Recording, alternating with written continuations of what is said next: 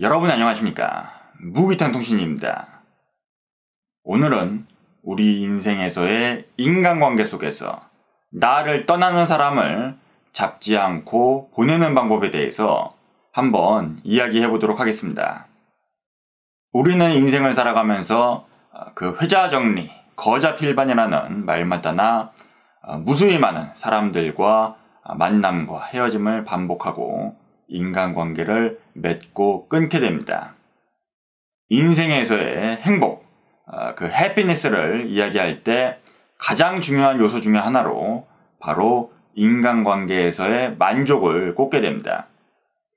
인간은 혼자 사는 것이 아니라 그 인간이라는 그 사람과 사람 간의 관계 속에서 그 사회 속에서 사는 것이기 때문에 이 인간관계에 따라서 인생의 행복과 불행이 갈리기도 합니다.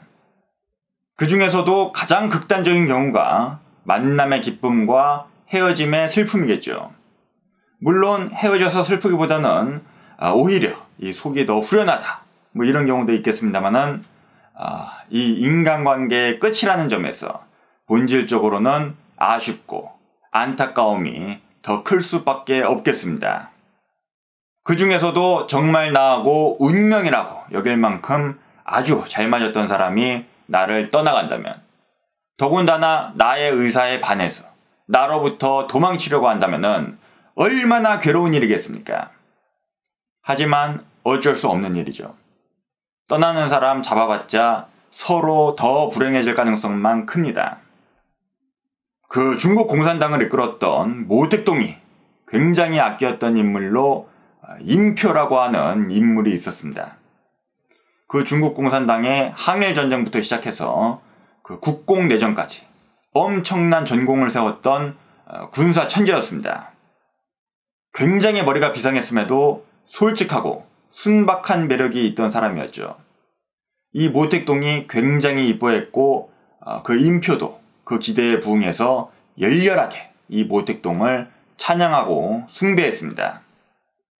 그러던 중에 이 모택동에게 반대하던 유속이라든지 팽덕회 같은 인물들이 그 문화대혁명을 통해서 제거되고 이 임표가 그 모택동의 후계자로 떠오르게 되면서 그야말로 승승장구하게 됩니다.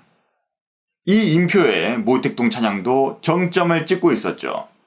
그 유명한 4대 위대라고 하는 정말 낯뜨거운 아부 표현을 만들어서 보급하기도 했고, 또 그 모택동의 명언을 모아서 그 유명한 모주석 어록을 편찬한 게 바로 이 임표였습니다. 그런데 상황이 이렇게 되다 보니까 그 모택동의 성격상 짜증이 나기 시작하는 것이죠. 이 임표의 그 낯뜨거운 아부가 귀에 거슬리기 시작하고, 또 이 임표가 굉장히 설치된다고 생각하게 된 것이죠. 실제로 이 임표는 굉장히 소박하고 꾸밈이 없는 그런 사람이었지만은 그 중국 공산당의 권력 투쟁의 정중앙에서 그 유속이라든지 팽덕회 같은 정적들을 그냥 날려버리는 그런 정치적인 거물이 되다 보니까 자기도 모르는 사이에 이 권력에 중독되고 권력에 알랑거리는 그런 추한 모습이 된 것 같습니다. 그렇게 이 모택동과 임표의 관계가 굉장히 묘하게 흘러가던 와중에 이 임표가 먼저 선수를 쳐버립니다. 쿠데타를 일으켜서 이 모택동을 암살하려는 계획을 짠 것이죠. 하지만 사전에 발각돼서 실패하고 임표는 일가족하고 함께 경비행기 타고서 저 소련으로 이제 도망가다가 그 고비 사막에서 사고로 추락하게 되면서 비참하게 생을 마감하게 됩니다.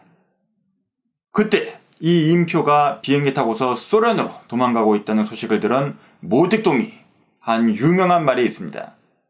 그 주변에서 이제 임표를 추격해서 잡을까요? 죽일까요? 말까요? 이제 그렇게 물어보니까 이 모택동이 뱉은 말이 천녀하오 낭녀가인 유타거 라고 말합니다. 하늘에서 비는 내리고 어미는 시집간다. 갈 테면 가라! 그 중국의 고전을 인용한 것인데 이런 이야기가 있습니다. 그 옛날에 주요종이라고 하는 어느 가난한 선비가 살았는데 일찍 아버지를 여의고 그 홀어머니가 정말 청산과부로 온갖 고생을 하면서 이 아들을 뒷바라지하면서 공부를 시켰습니다. 다행히도 이 아들이 공부를 잘해서 그 과거 시험에서 장원으로 급제하죠. 그래서 그 황제를 아련하게 되는 그 자리를 얻게 되는데, 이제 그 황제가 그 선비의 아름다운 미담을 듣고서 그 어머니에게, 그 과부 어머니에게 연료문을 하사하기로 약속을 합니다. 당연히 이 아들이, 선비가 너무 신나가지고서 집에 헐레벌떡 뛰어와서 어머니를 부르면서, 어머니, 황제께서 어머니한테 연료문을 내려주시겠다고 합니다 라고 그렇게 싱글벙글 이야기하는데, 이 분위기가 심상치 않았던 거죠. 알고 봤더니 그 어머니가 그 아들의 스승하고 정분이 나서, 이제 아들이 다 컸으니까 이제 그 선생님한테 제가를 가서 새살림을 차리기로 약속을 해놓은 겁니다. 당연히 이 아들의 입장에서는 납득할 수가 없었죠. 아니 어머니, 그렇게 고생을 하셨으면서 이제 황제께서 연료문을 내려주시겠다고 하는데 제가를 해버리시면은 그 공든 탑이 도루묵이 되는 거 아닙니까? 하면서 이제 아들하고 어머니하고 실랑이를 하는데, 어머니가 갑자기 딱 제안을 합니다. 내가 이 치마 저고리를 풀어서 물빨래를 해서 널어놓겠다.